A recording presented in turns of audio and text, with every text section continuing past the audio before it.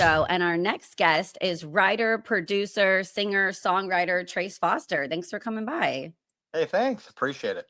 Yeah, of course, anytime. So I want to know first, how did the band, it's like a supercharged Marvel group of people together for Close Enemies. How did that Yeah. come together?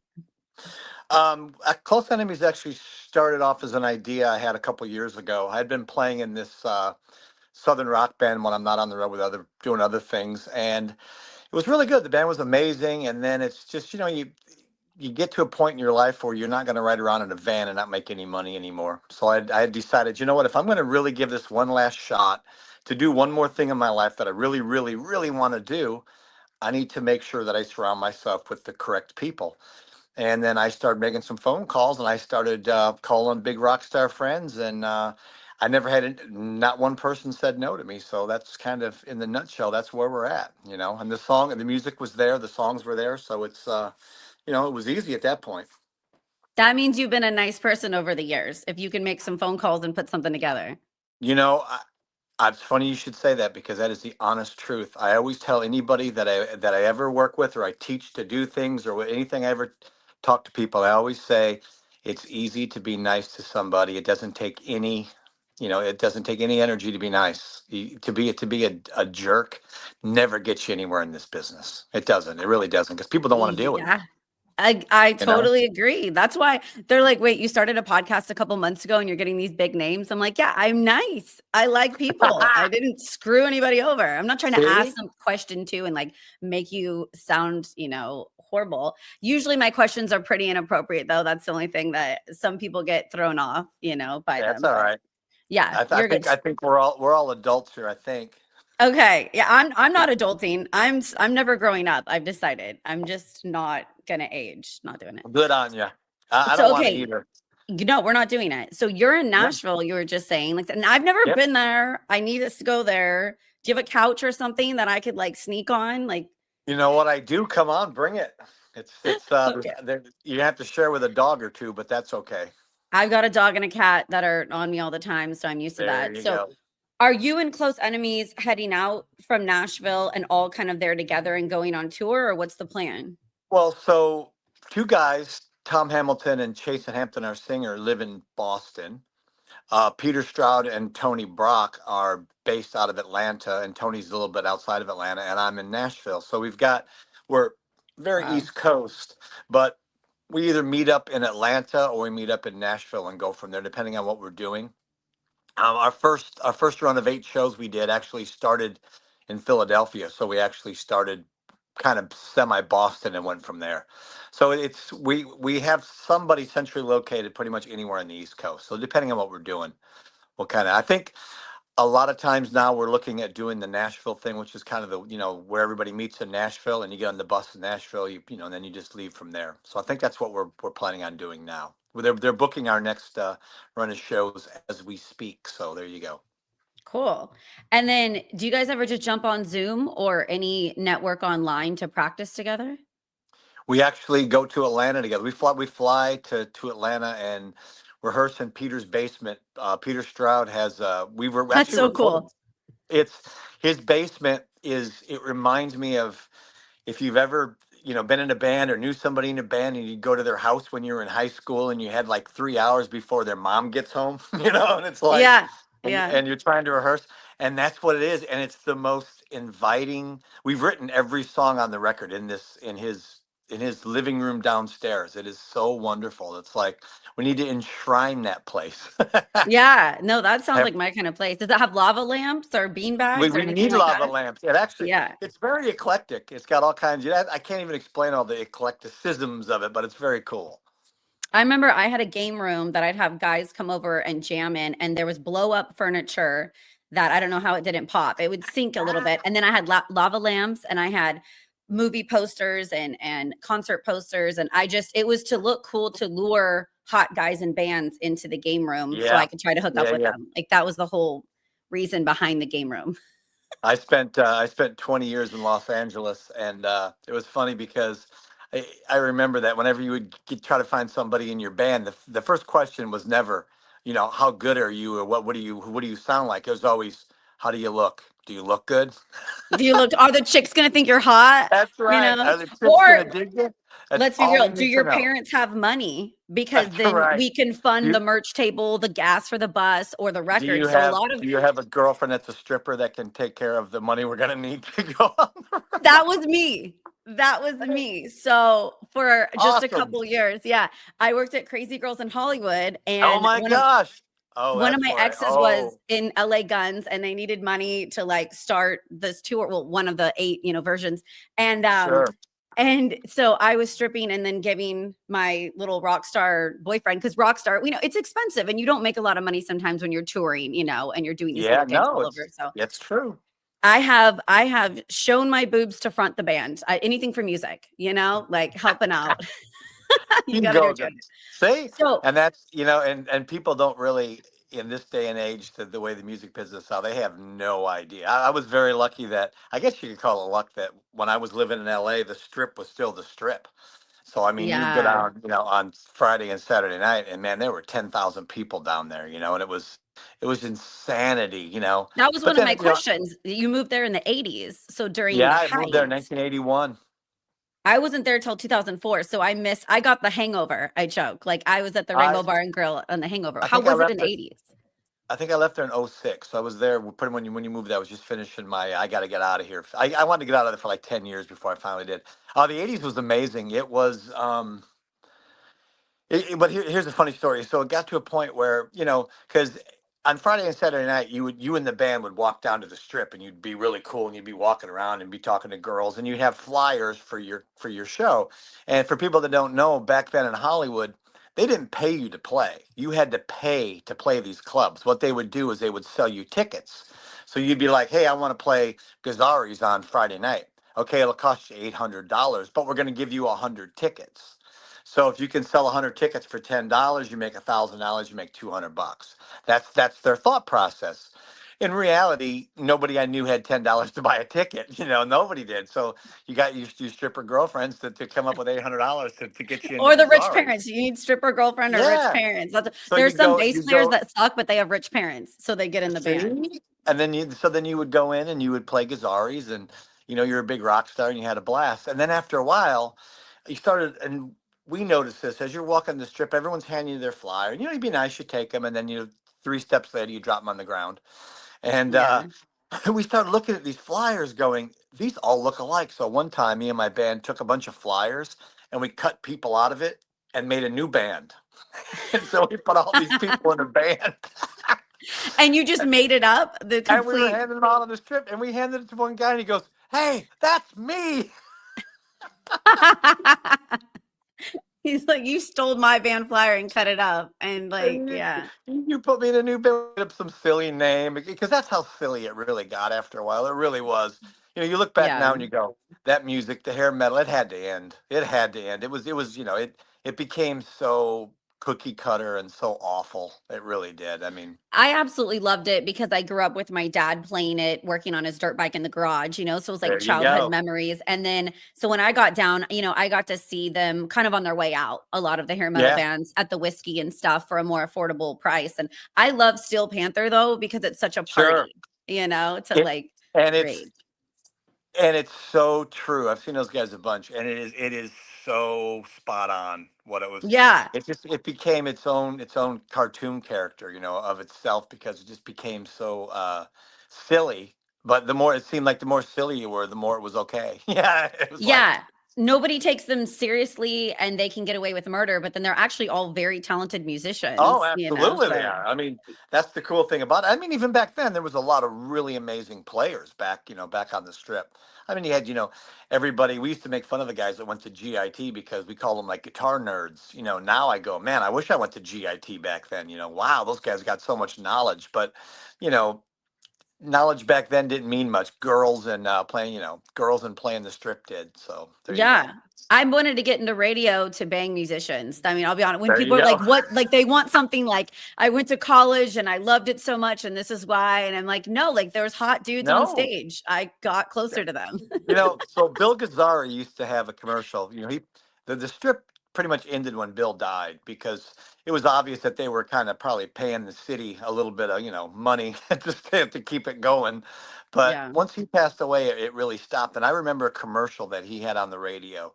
And to this day, it just still cracks me up. Back then, it didn't crack me up because, I thought it was real. It made sense.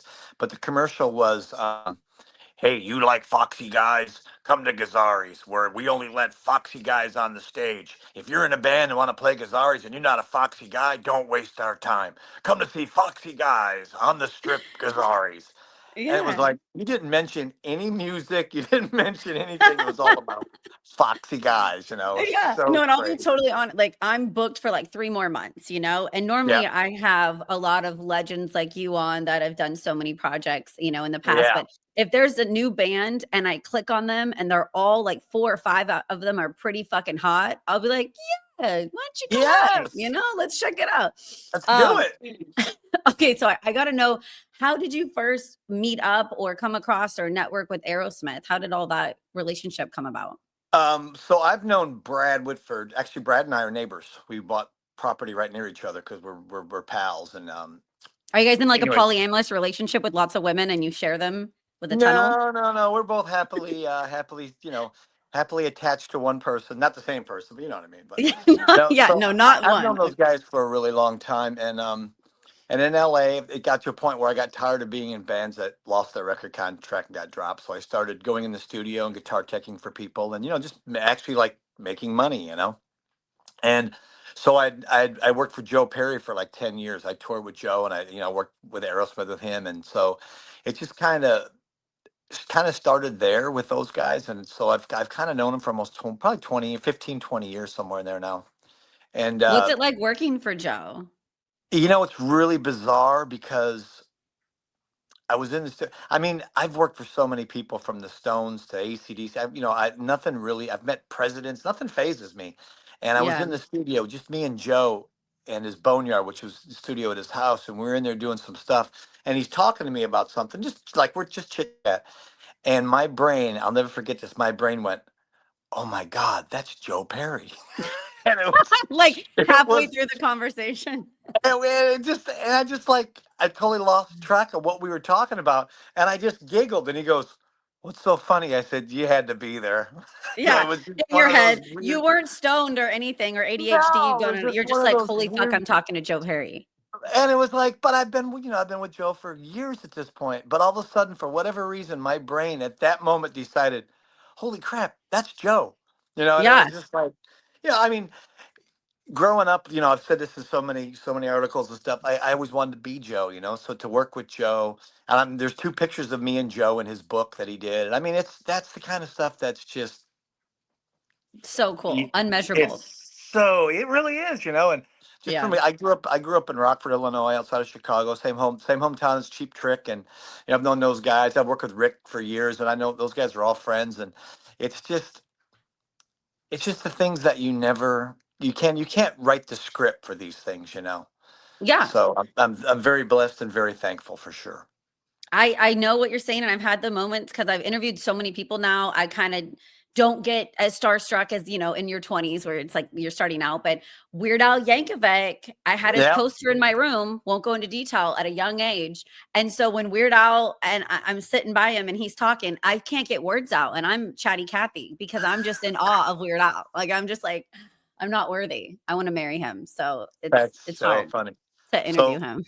kind of sideways a little bit. So my daughter, she's 23, and she's finishing her master's degree. I'm so proud of her. But anyways, she's a musician. She doesn't want to play music. She wants to do a real job and stuff. But she into music, obviously. She plays guitar. She plays everything. Great little writer. Great singer. And she's met everybody. I mean, she's known Aerosmith since she was a little kid, and she's met everybody. And I took her backstage to Billy Joel. She loves Billy Joel, and she's never been starstruck ever. And so we're standing there, and Billy Joel walks up and goes, "Hey, everybody!" He starts talking, and she's standing right next to him, and the look on her face was priceless. She just was just like, Yeah.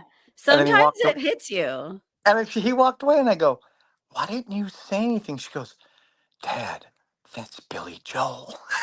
Oh, you know what I love too? Because she grew up with you as her dad. She doesn't know how cool you are. It doesn't register, or maybe now that she's older, but my kids have wound up in magazines, been held by rock stars and stuff. And so Right? my kids don't think of it as different. And then when somebody comes up and they're like, "Hey, Steph," da, da, da, they're like, "Mom, why did they want to talk to you?" And I'm just like, my kids still think I'm a loser. So that's good. See, here's the funniest thing. It's one time she had to buy tickets to a show, and she said, "Dad, these aren't front row tickets."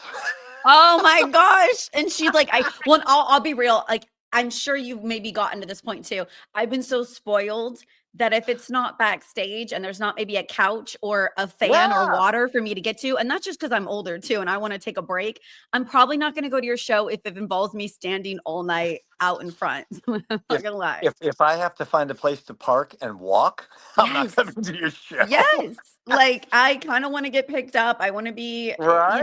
backstage or cozy, maybe a cocktail or So two, or unless they're so really young and really hot, then I well, might. that's when she finally realized that I was actually pretty cool, I think, because, she was like, "Well, wait a minute.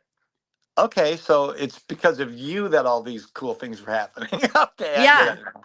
Yeah. Same. It's not that you raised her and you're a great dad and you've been there the whole time. Same, like my kids Right. love Imagine Dragons and it's not my Oh, style, okay. but I went through the ropes of everyone I've ever met and I finally got them to be able to go backstage at an Imagine Dragons show. And now they're like, "Oh, what you do is so cool, Mom. You're cool." And I'm Oh, just that's like, so "Oh, cool. because I got How old are your them." kids? They are 10 and 6. So they're Oh young. boy.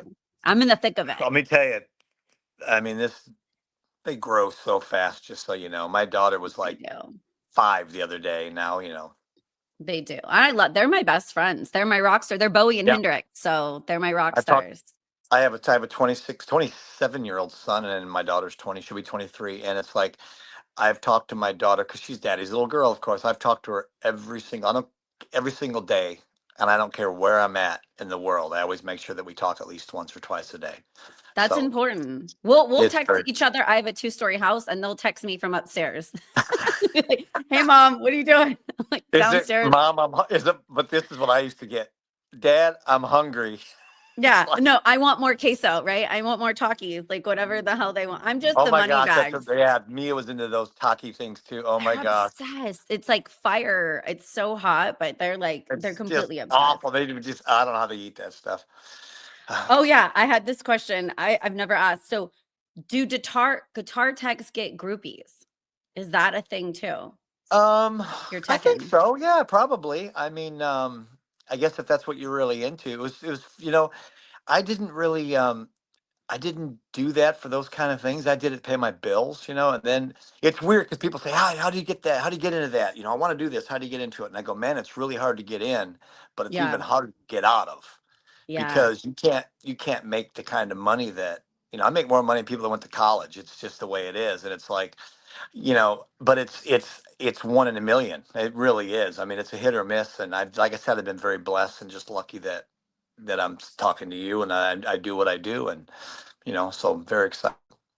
I'm lucky too. And you get to do what you do, make a lot of money and keep your clothes on. So, it's See? like even it's a Which is safer probably a version. really good thing. Yeah. You're like the male strippers. Unless you're the Red Hot Chili Peppers at Woodstock, then you play naked, I guess. Right. I don't know. No, that's Um, for sure.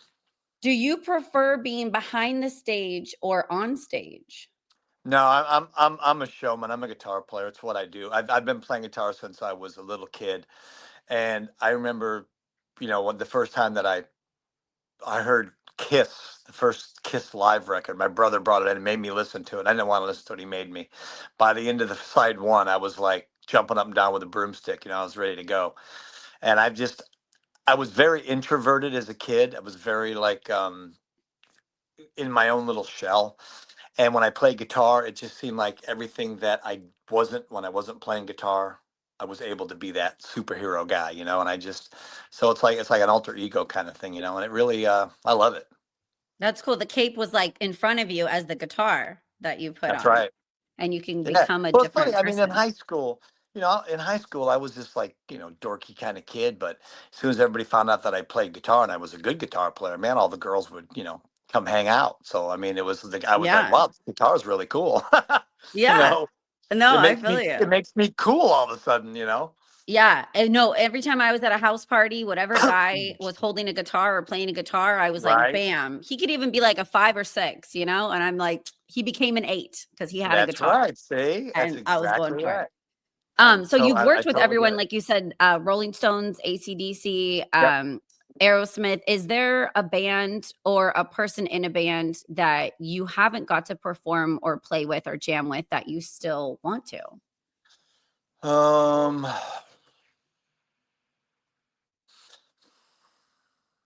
I don't. I'm sure there probably is, but most of them are no longer with us, so that would never happen anyways. But yeah, I think, like I said, I've pretty much, for whatever reason, I've been in the right place at the right time and been able to do all those things. I mean, it's What dead rock star would you wanna dig up out of the grave and play with? That sounds Randy bad. Rhoads. Randy Rhoads is my favorite guitar player. I got to see him 3 times, and I just thought he was. I mean, he was so inspiring to me as a kid because I couldn't play like Randy. I mean, nobody could really, and you could act like it's like Eddie Van Halen. Sure, you could imitate Eddie, but there's a difference between imitators and originators. And I would just take what I heard from Randy and do what I did as a kind of homage to what he did, because there's no way I couldn't. So, and to this day, there's little things that I'll do once in a while. I go, yeah, that's kind of like a Randy thing, but it's not Randy because again. But I would just like to shake Randy's hand and say, man, thank you. I appreciate it. Yeah, yeah. I wish I could have seen David Bowie live. That was, like, the Oh, one person I would wanna see. Did you get to see him? I have a great David Bowie story. If you got a minute, I'll tell you. It's Oh, the yeah. most No, I got classic all story. time. I just wanna pour a drink in a little bit. That's it. That's my schedule. I better cancel all the other calls. This is gonna be an all Right? all I gotta get banger. some whiskey, so I got a real busy day, That's but I'll okay. So this is. I'm not going to tell you. So there's a couple. I used to play with these guys in Atlanta, and they're kind of famous guys now. And we used to rehearse at this rehearsal place. And our drummer at the time, we went to rehearsals, and he said, "Man," he goes, "there's a weird smell." And I said, "I don't know what you're talking about." He said, "Something's going on out here." So the second day, he's like, "Man, there's something dead around here. I can smell it." We're like, "Nah, you're just being weird." So he walked off, and you could hear him screaming. And we found him. Somebody had taken their own life in their car next to the dumpster around the corner. It's a true story. And it was very weird. And so we had to call the police. And back then, this is early mid '80s, early '80s.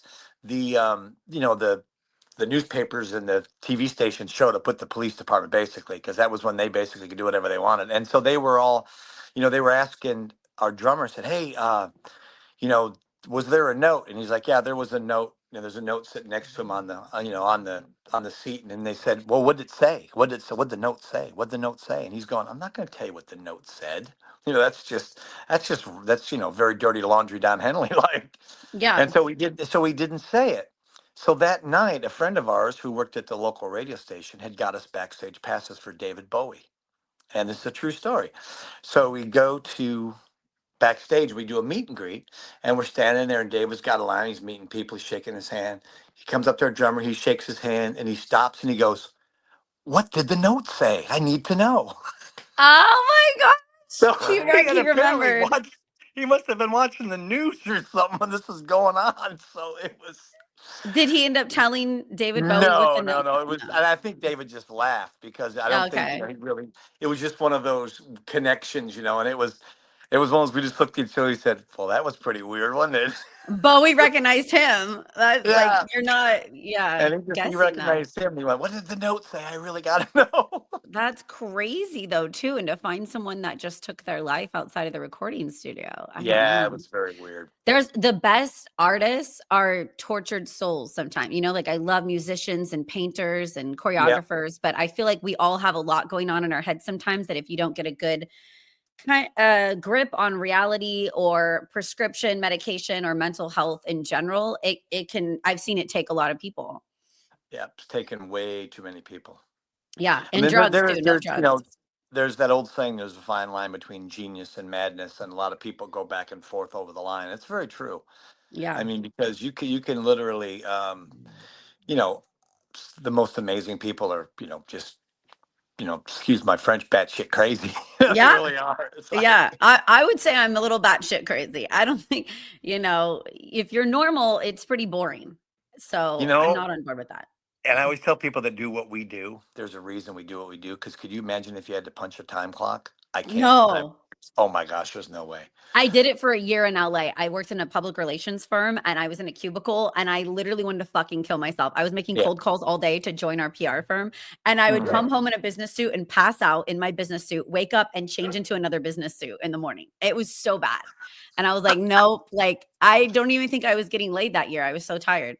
So I was like, I got to quit my job and be an irresponsible douchebag again and go back to radio or stripping or both because those are my favorite. It's there's just something that comes with the territory of what we do that you can't be a corporate person. I mean, there's nothing wrong with that. Don't get me wrong. Like my daughter, the reason she doesn't want to play music, she's like, I just like a steady life. I want to be home every night with my soon to be husband and family and my dogs. And I said, that's amazing. To me, no. That's a I safe want to route. be. It's good. I want my I am, kids which to is to great. like corporate jobs. Yeah, That'd be cool. Yeah. yeah. No, I I just wanted I to just tour have with rock stars. I have to do what I do. It's like I can't not do what I do. I mean, the biggest thing for me will be is if there's a day where I wake up and something has happened to me where I can't play guitar because the guitar has been in my hands for my whole life. Yeah. So when that gets taken away one day, hopefully it never will, but if it ever does, that's going to be like that's it. I'm just want to lay down and go to sleep. You'll be You know. good. Keep doing your finger exercises. I don't use your wife. Like keep them strong and Right. you can play guitar That's right. forever. Okay, can we That's play this or that band edition? So I'll say two yeah. bands and you'll pick which band you would have to pick between these two. Okay. Okay. Led Zeppelin or Fleetwood Mac? Um, Now before I pick, am I picking just which band I like? What am I picking for? Overall, so listening to live, the music, the people, it could be a combination of if you have a gun to your head and you have to pick one of these bands, would I'm it on a be desert island. I have one you? album. Right. Whose is it? I'm gonna go Yeah. with Led Zeppelin. I'll go with Led Okay. Zeppelin. I love Okay. Fleetwood Mac. Don't get me wrong, but I'm gonna go with Led Zeppelin. Are you are you Stevie or Lindsay fan? Or does it I'm a matter? huge Lindsay fan. Okay.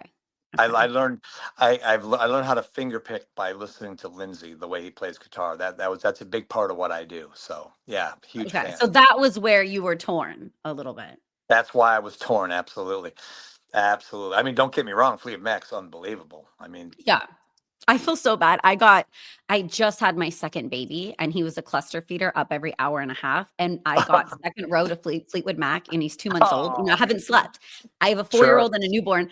And I'm like nodding off a little bit. And I want to go back and have that chance to like see them again and not have exhaustion. 'Cause I was Oh just yeah. like, oh, it's hard. Okay. Choosing between Sticks or Foreigner. You're really making this hard, aren't you? I'm gonna I, go. I like this. This is fun.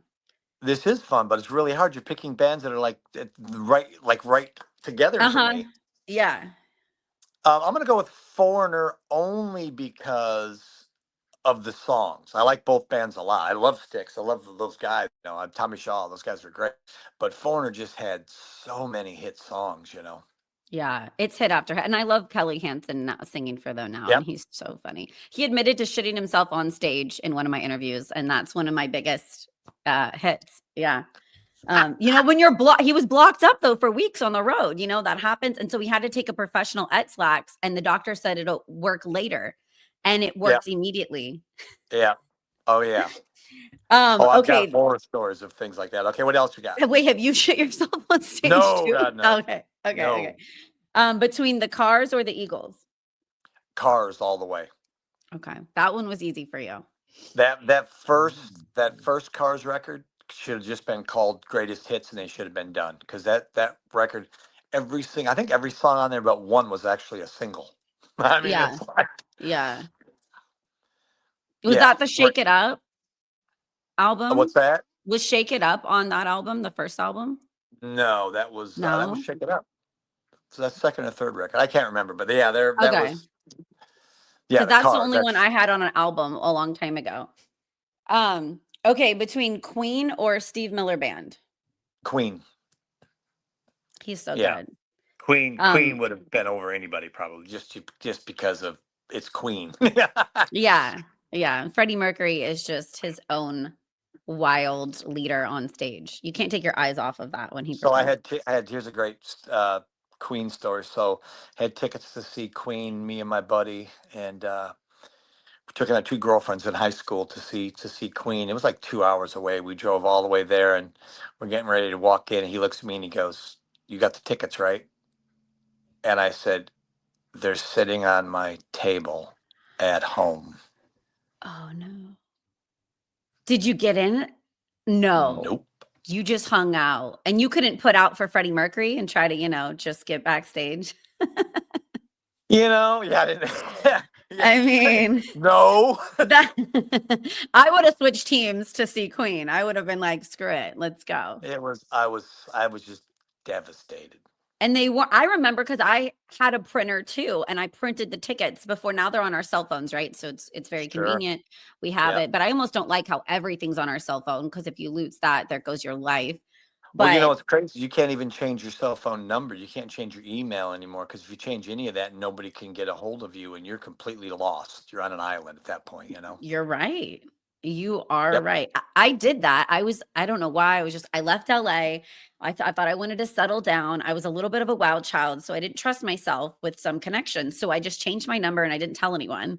Well, Oh boy. luckily, I still had social media. So slowly people trickled in like, dude, I've been texting and calling you for a long time. And I'm like, Yeah. haha, here's my new number. I was sneaky, Well, but then people start think something's wrong. They're like, I had a friend of ours who kind of just did the same kind of thing, decided to just kind of shut off for a while, and everybody thought, oh my gosh, something happened to him.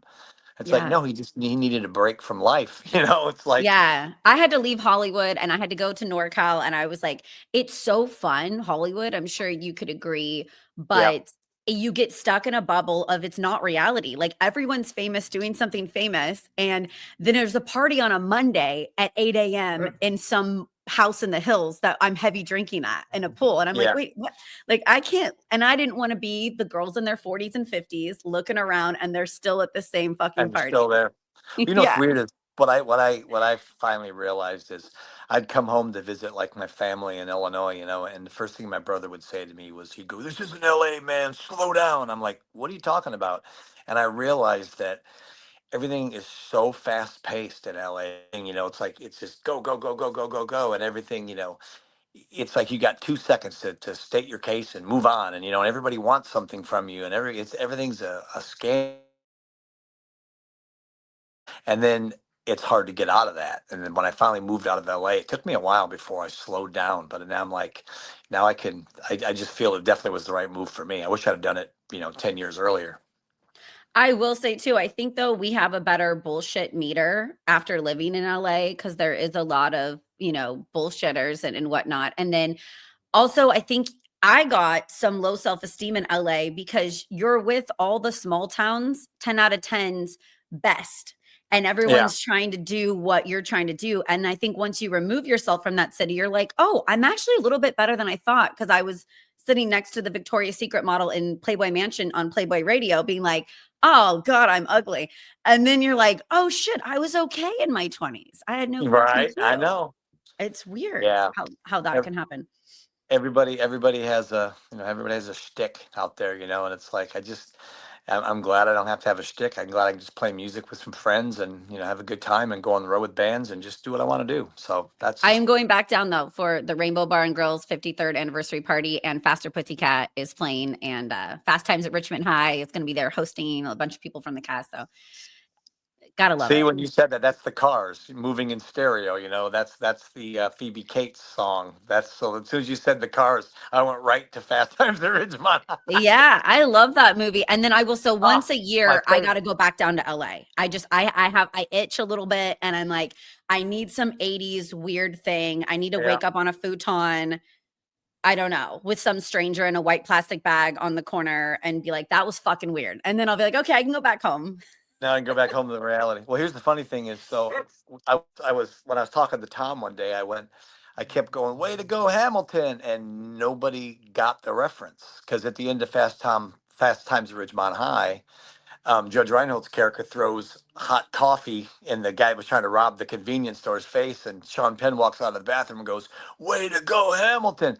And none of those guys got that reference. And finally, I was like, "Have you guys not seen Fast Times at Ridgemont High?" And all of them went, "No." I was What? like, Tom Hamilton, Tony Brott, Peter Stroud. I think have No. ever seen Fast? Yeah. You're calling So, them out right now here, dude. This is I know we are. It is going to be our next bus ride. It's going to be our bus movie. yeah, it's So just a classic to me. And I even missed the bus. I was a little young and I went and snuck it out of my parents', cabinet in the living room. And I yeah, snuck it in the TV on a VHS in my bedroom and watched it. I remember being like, this is so wild because I was 12 and I was just like, what? And then American Pie came out a couple years later yeah, and it was cool because it was my generation's yeah. Fast Time at It's your Richmond generation. High. Yeah, Yeah, exactly. and I wasn't that shocked by American Pie like my friends were because I was like, "You guys got to see Fast Time at Richmond High. That's like the chick getting out of the pool and like it Well, was." the thing is, Fast Time. I knew everybody in that movie. I don't mean I don't know them, but I know somebody that is them in my life. You know what I mean? Yeah, It's like yeah. everybody in that movie. I mean, I worked at the movie theater. I was an usher at the movie theater, so I was like, I could, hey, that rat character, I get it. I was that guy. I wasn't the assistant to the assistant manager like he was, but Oh man, that's cool. Okay, in between Hart or Pat Benatar? oh wow, what if Pat Benatar joined Heart? That'd be a That'd lot be easier. cool. Wouldn't it? That would be Yeah. cool. I'm gonna go with um, I'm gonna go with Pat Benatar. Okay. She's awesome. She's very Deep Purple or ZZ Top? Deep Purple. Okay. That was easy for you. Yeah. Well, dude, thank you, Trace, for keeping me even longer than I was supposed to. But you have so much valuable information that I had so much fun. And everyone, look up Trace Foster and Close Enemies. Is there anything else you want to tell us or what's coming up for 2025? Yeah. Well, I'll give you the spiel. So you can find us at closeenemiestheband.com. That's our website. And of course, we're on Facebook. We're on Instagram. We're on TikTok. We're on Future Farmers of America or whatever I website you know, want to right? go to. You're on Match.com, like you're on That's Plenty right. of Fish. Match.com. You're not, the whole band's Old not trying to fuck everybody, but oldmusos.com. you're on Craigslist. We can fuck That's right. Grinder. Craigslist. We can We're on find, Angie's List. We can install a sink for you if you want. you can do And you can plumbing. find That us would be all a that stuff. better line. Yeah, So and we that's again we have one song released. We released our first song last month, and the 28th of this month, our second single comes out, and our first single's still doing really well. So it's going to be kind of neat to see that. And we actually are playing. I can actually say this. I just found out like 2 hours ago. We are playing the 27th of this month in Atlanta, Georgia. We are doing a way show cool. that we want to do. It's called Smith's Old Bar. We are playing there because we want to do some video stuff. So we're going to do a show there and record. We're going to record the whole show. So it's going to be very, very cool. So if you're in Atlanta, that's a cool place. And also we are booking shows for this fall. And it's going to be a big full blown tour this fall. We don't know who we're going to be touring with, but we are doing some shows. I think in July or August. If you go to the website, you'll find it all eventually. It'll all make its way on there. It's kind of early still. It's only February, so. Okay, sweet. If you guys come up to Sacramento, I'm gonna bug you and be like, "What's Oh, up?" there's no bothering. You're there. You got it. You know that. Okay, You I'll can be watch. like, You can "Shoot watch me a Fast ticket." Times at Ridgemont High with us.